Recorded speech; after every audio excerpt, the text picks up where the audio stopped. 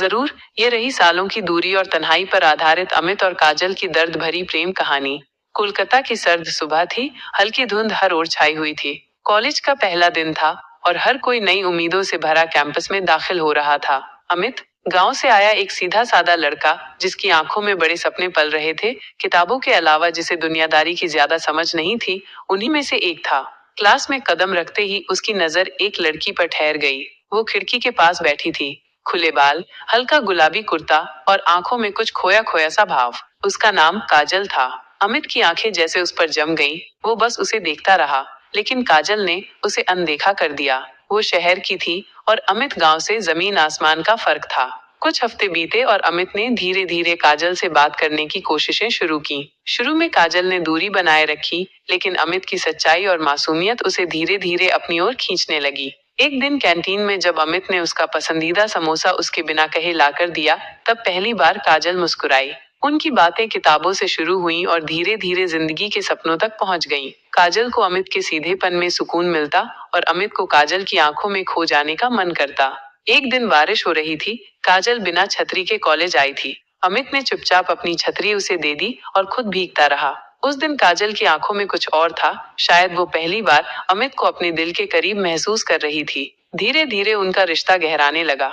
दोनों साथ पढ़ते, साथ हंसते, साथ ख्वाब देखते, लेकिन अमित जानता था कि उनके बीच बहुत कुछ अलग है। समाज, पैसे, सोच और सबसे बड़ी चीज, भविष्य।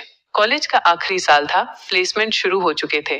काजल को एक बड़ी मल्टीनेशनल कंपनी में नौकरी मिल गई, दिल्ली में। अमित अभी भी संघर्ष कर रहा था। वो अपने गांव में रहकर कुछ करना चाहता था। काजल ने कहा, अमित मेरे साथ चलो, तुम भी कुछ करोगे, हम साथ होंगे। अमित ने सिर झुका लिया। मुझे अपने माँ बाबा की जिम्मेदारी निभानी है काजल। मेरा सपना गांव में स्कूल खोलने का है, शहर में खो जाने का नहीं। काजल चुप हो गई। उसे लगा अमित उसे रोक नहीं रहा, उसे साथ नहीं ला रहा, और वहीं से उनके बीच सालों की दूरी और तन्हाई का सफर शुरू हुआ। अमित जब पहली बार कोलकाता यूनिवर्सिटी के कैंपस में दाखिल हुआ, तब उसे नहीं पता था कि उसकी जिंदगी एक नया मोड़ लेने वाली है। गांव का सीधा सादा लड़का, जिसने खेतों की मिट्टी में पलकर किताबों में अपना भविष्य देखा था, शहर की तेज रफ्तार और दिखावे की दुनिया उसके लिए नई थी। क्लास की पहली सुबह जब उसने पहली बार काजल को देखा, तो उसकी सांसें थम सी गईं। वो लड़की कुछ अलग थी। खुले बाल, शांत चेहरा, किताबों में खोया मन, जैसे वो इस दुनिया से कुछ कह रही हो। अमित को उस पल से ही उससे लगाव हो गया, लेकिन वो जानता था उनके बीच फासले हैं, पर वो फासले उसे रोक नहीं सके। अमित ने धीरे धीरे काजल से बात करने की कोशिश शुरू की। शुरू में बस हेलो, फिर नोट्स का आदान प्रदान और फिर लाइब्रेरी में बैठकर पढ़ना।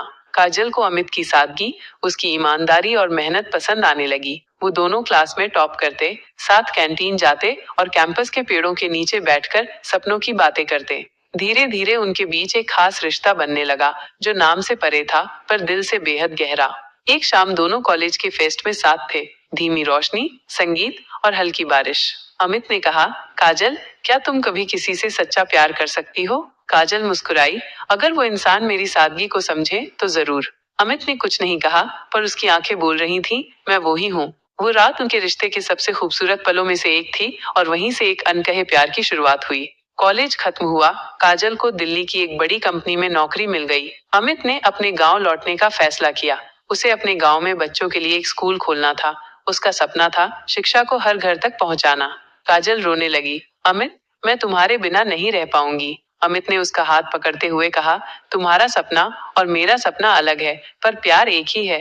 अगर हमारी मोहब्बत सच्ची है, तो वक्त कभी हमें अलग नहीं कर पाएगा। काजल ने उसे गले लगाया, एक लंबा चुप्पी भरा आलिंगन जो आखिरी था। साल बीतते गए। काजल दिल्ली में व्यस्त होती गई। मीटिंग्स, टारगेट्स और अकेलेपन के बीच वो अमित को हर दिन याद करती। अमित गांव में स्कूल चलाता रहा, पर हर शाम जब सूरज ढलता तो उसे याद आती एक लड़की थी जो उसकी दुनिया थी। कभी कभी दोनों एक दूसरे को मेल करते, लेकिन वो मेल धीरे धीरे कम हो गए। कॉल्स अब सिर्फ त्योहारों तक सिमट गए। एक दिन काजल की शादी की बात चली।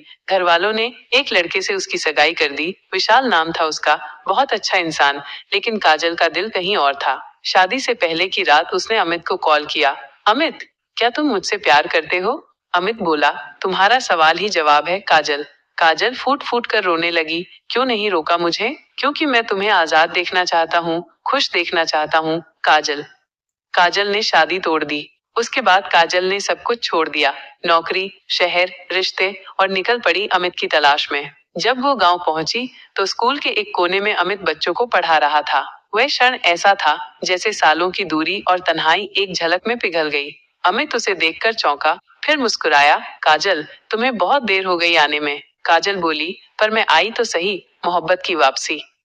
अमित और काजल ने शादी नहीं की, उन्होंने साथ जीने का फैसला किया। परंपराओं से परे दोनों ने मिलकर स्कूल को एक बड़ा संस्थान बना दिया। अब वे बच्चों को पढ़ाते, साथ खाना बनाते और हर शाम साथ बैठकर पुराने दिनों को याद करते। काजल ने कहा, हमारे प्यार की परिभाषा शादी नहीं, साथ है। एक दिन काजल गंभीर बीमार हो गई। डॉक्टर ने कहा, कुछ महीने ही हैं। अमित उसका हाथ थामे हर दिन उसके पास बैठता। काजल बोली, अगर मैं चली जाऊं तो रोना मत, क्योंकि मैं तेरे हर शब्द, हर ख्वाब में जिंदा रहूंगी। काजल की मौत के बाद अमित ने उस स्कूल का नाम रखा काजल विद्या निकेतन। सालों की दूरी और तन्हाई उनके बीच रही, लेकिन प्यार की गहराई ने हर दूरी को मिटा दिया। कहानी हमें सिखाती है कि सच्चा प्यार वक्त, दूरी और हालातों से परे होता है। वो इंतजार करता है, सहता है और अंत में जीतता है।